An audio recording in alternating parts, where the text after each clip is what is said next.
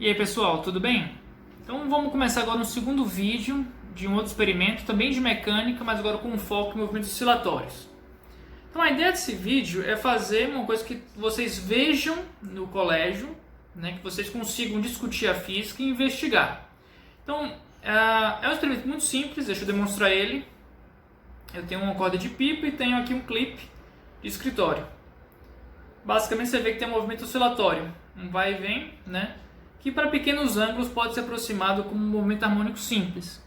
Então é o caso típico de movimento harmônico que vocês veem no colégio. Tá? Então a ideia aqui é propor um experimento bem simples, que se vocês pensarem, por exemplo, numa Olimpíada Brasileira, imagine que você tem que fazer uma competição que tem um orçamento limitado e tem que ir para todos os estados do Brasil. Então a ideia é que seja um experimento realmente bem simples e você possa discutir bastante física. Então o que tem aqui de física para ser discutida nesse fenômeno? Por exemplo, se você dá pouca corda, né, o movimento aí diminui o período, né? Se você dá mais corda, você tem um período mais longo, né? Então, como é que você faz a medida experimental desse período? Uma coisa simples, né, e que você já pode começar aqui, é que a forma mais eficiente não é medir um único período, porque você tem um tempo de erro que é associado ao reflexo. Então o que a gente faz experimentalmente é medir, por exemplo, 10 períodos. Então, começa aqui. 1, 2, 3, 4, 5, 6, 7, 8, 9, 10. E aí você, com o cronômetro, pode ser com o seu celular, enfim, você mede 10 períodos. Por quê? Você divide então, o seu tempo de reflexo, que é o erro da medida, por 10. Então, o seu erro relativo ele diminui. Então você pode estudar a relação entre períodos e comprimento do pêndulo.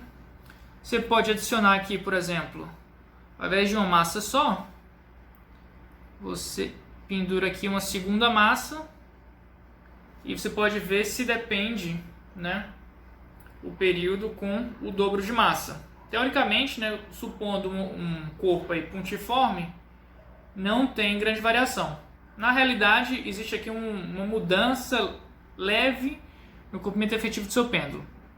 Então isso aqui é outro ponto que você pode investigar, né? Se você linearizar essa relação período e comprimento do pêndulo, né, dá pra gente fazer uma medida muito boa indireta da gravidade, do G, aceleração local da gravidade. E é uma das formas mais fáceis e efetivas, né, com uma ótima precisão, de você medir o G. Então isso seria uma excelente prática aí de experimental.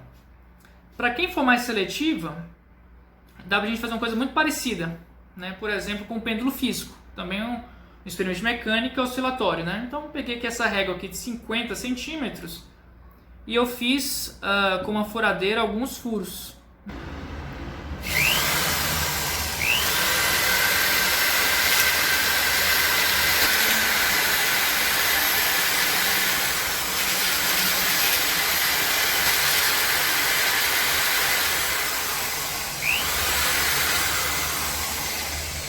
Ao longo do comprimento. Por quê? Você fixa num ponto aqui, pode ser com um papel, um palito, qualquer coisa assim, e põe para oscilar. E você pode medir aí um período, né? Prende em outro ponto e põe para oscilar outro período. Um terceiro ponto, um quarto período.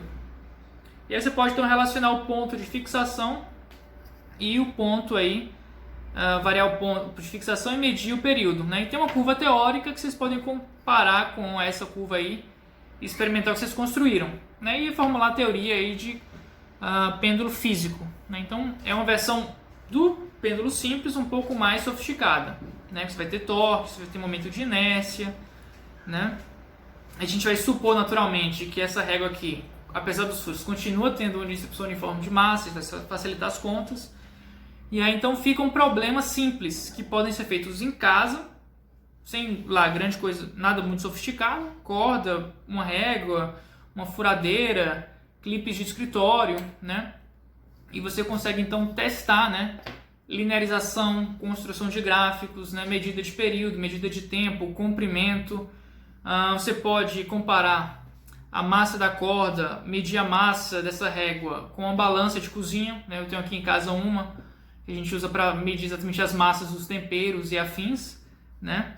E você pode então medir massas com esse tipo de balança de cozinha, funciona muito bem, né? Então tem muita coisa que você consegue brincar com física na sua casa, tá? Então essa aqui é a mensagem principal do vídeo, tá bom? Então eu espero que vocês tenham gostado, tanto do experimento do pêndulo simples, né? Vocês podem brincar com o comprimento, podem brincar com a massa aqui, ver se varia o período ou não, a princípio não vai variar.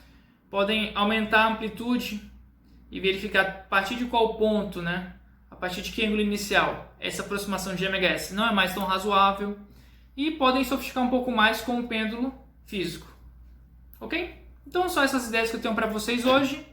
Muito obrigado e até mais. Tchau, tchau.